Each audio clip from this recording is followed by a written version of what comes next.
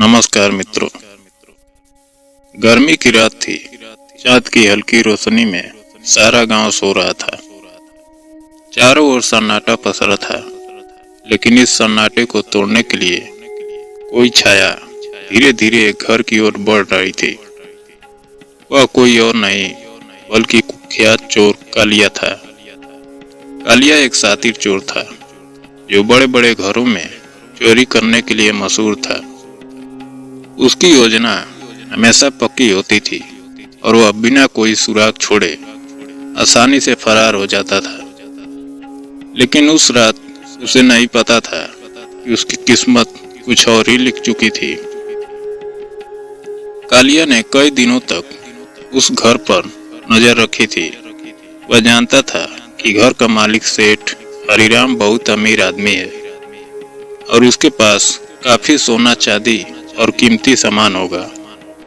वह रोजाना रात को सोने से पहले खिड़की से बाहर झांकता था और फिर अपने तिजोरी में ताला लगाकर सो जाता था। बस आज रात काम तमाम, कालिया ने खुद से कहा और घर के पिछवाड़े जाकर एक ऊंची दीवार पर चढ़ने लगा। रात का तीसरा पहर था और गांव के कुत्ते भी अब सो चुके थे। कालिया दीवार फांदकर आंगन में उतरा और बिना कोई आवाज किए घर की खिड़की के पास पहुंचा। वह धीरे से खिड़की खोलने ही वाला था कि तभी खिड़की से एक भारी पत्थर सीधे उसके पैर पर आ गिरा। आह की आवाज देकर कालिया दर्द से करा उठा। उसके पैर में गहरी चोट लग गई थी। वह लंगड़ाता हुआ किसी तरह वहां से भागा, लेकिन दर्द इतना तेज था कि वह तेज नहीं दौड़ पाया। जैसे तैसे वह गांव के बाहर पहुंचा और एक पेड़ के नीचे बैठ गया। उसके पैर से खून बह रहा था और वह समझ नहीं पा रहा था कि अब क्या करे। यह तो अनहोनी हो गई, अब क्या करूं? वह बुदबुदाया। कालिया को समझ नहीं आ रहा था कि अब बचने का क्या उपाय किया जाए। वह एक चालाक आदमी था और उसे अपनी बातों से दूसरों को बहकाना अच्छे से आता था। तभी उसके दिमाग में एक अजीब ख्याल आया, राजा से शिकायत करने का। अगर मैं सीधे राजा के पास जाऊं और कहूं यह मेरे साथ अन्याय हुआ है तो शायद मुझे न्याय मिल जाए, उसने सोचा। यही सोचकर वह लंगड़ाता हुआ राजा के दरबार की ओर बढ़ने लगा। सुबह होते होते वह राजमहल के दरवाजे पर पहुंच गया। वहां राजा वीर प्रताप सिंह का दरबार लगा हुआ था। महल के द्वारपालों ने जब उसे लंगड़ाते हुए देखा तो उसे शक हुआ, लेकिन कालिया ने बहाना बनाकर उन्हें अंदर जाने के लिए मना लिया। महाराज, मुझे न्याय चाहिए, कालिया ने दर्द भरी आवाज में कहा। राजा वीर प्रताप सिंह, जो अपनी बुद्धिमानी और न्याय प्रियता के लिए प्रसिद्ध थे, एक गंभीर स्वर में पूछा, बताओ तुम्हारे साथ क्या अन्याय हुआ है?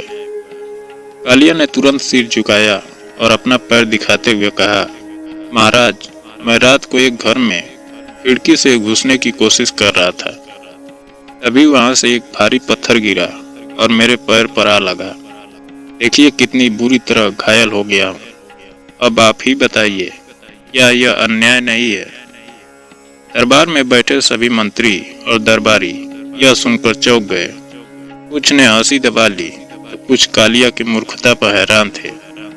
लेकिन राजा वीर प्रताप सिंह मुस्कुराए नहीं, बल्कि गंभीरता से बोले, तो तुम्हारा कहना है कि खिड़की से चोरी करने के दौरान पत्थर गिरा और तुम्हारा पैर घायल हो गया?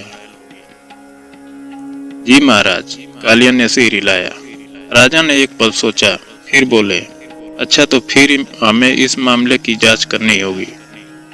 कालिया को लगा कि अब कुछ बड़ा होने वाला है, लेकिन उसे यह उम्मीद नहीं थी कि राजा सचमुच जांच के आदेश देंगे। वह चुपचाप खड़ा रहा और राजा ने अपने सैनिकों को उस घर की जांच करने भेजा। आगे क्या होगा? क्या राजा सच में कालिया को न्याय देंगे या उसकी चालाकी का पर्दाफाश होगा? जानने के लिए हमारे YouTube चैनल को सब्सक्राइब कर लीजिए ताकि आगे भी आपसे हमारी नजदीकियां बनी रहे। कुछ समय बाद राजा के सैनिक लौटे और उन्होंने बताया कि जिस घर में कालिया चोरी करने गया था वहां सचमुच खिड़की से एक भारी पत्थर गिरा हुआ मिला था। राजा ने गंभीर स्वर में कहा, इसका मतलब यह है कि खिड़की दोषी है। दरबार में सन्नाटा छा गया। सभी लोग राजा की बात सुनकर चौंक गए। क्या सचमुच राजा खिड़की को दोषी ठहराने वाले थे? राजा ने आदेश दिया, खिड़की को दरबार में पेश किया जाए। अब दरबार में खलबली मच गई। सैनिकों ने आदेश का पालन किया और उस खिड़की को उखाड़कर दरबार में लाया गया। कालिया मन ही मन बहुत खुश था। उसे लगा कि राजा सच में उसके पक्ष में न्याय देने जा रहे हैं। राजा ने गंभीरता से कहा, खिड़की के कारण ही यह घटना घटी, इसलिए इसे सजा मिलनी चाहिए। फिर उन्होंने थोड़ा सोचा और बोले, लेकिन खिड़की तो खुद से कुछ नहीं कर सकती। यह तो बढ़ई ने बनाई होगी, तो असली दोषी बढ़ई है। अब सैनिकों को आदेश दिया गया कि बढ़ई को दरबार में लाया जाए। न्याय की जांच आगे बढ़ी।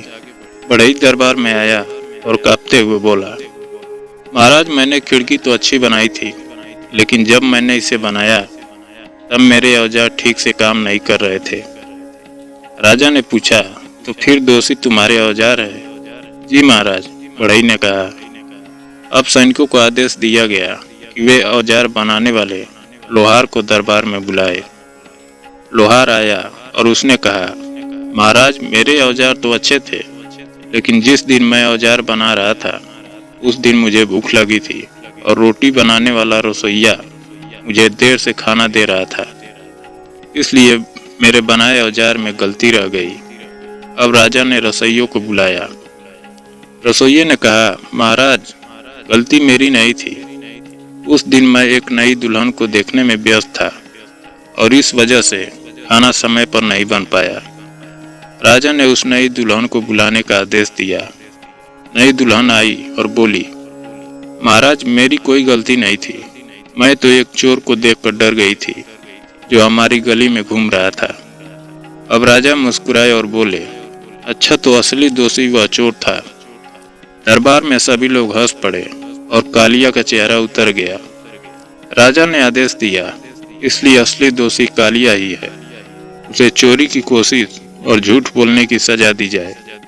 इस तरह कालिया अपनी जाल में फंस गया और राजा की न्यायप्रियता की गाथा पूरे राज्य में फैल गई।